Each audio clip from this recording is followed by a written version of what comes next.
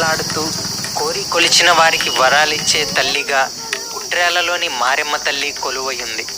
సుమారు 180 సంవత్సరాల పూర్వం ఈ ప్రాంతానికి చెందిన కంబంమెట్టి వెంకయ్య అనే యువకుడు బందరులో విద్యనభ్యసించారు.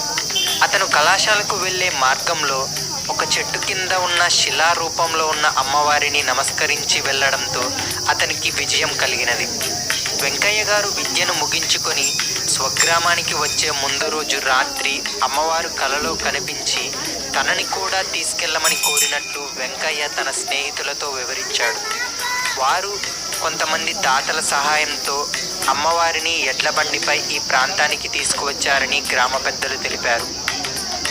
ఆ ఎడ్లబండి పుట్రేల గ్రామానికి చేరక ముందే ప్రస్తుతం దేవాలయం ఉన్న ప్రాంతంలో ఎడ్లు మొరాయించాయి.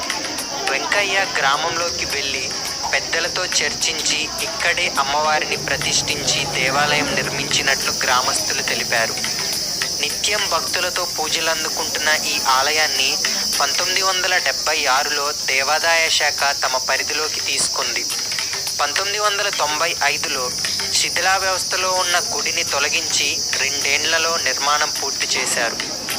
అప్పటి నుంచి ప్రతి సంవత్సరం చైత్రమాసంలో వచ్చే పౌర్ణమి నుంచి 5 రోజులు అత్యంత వైభవంగా ఉత్సవాలు నిర్వహిస్తూ వస్తున్నారు.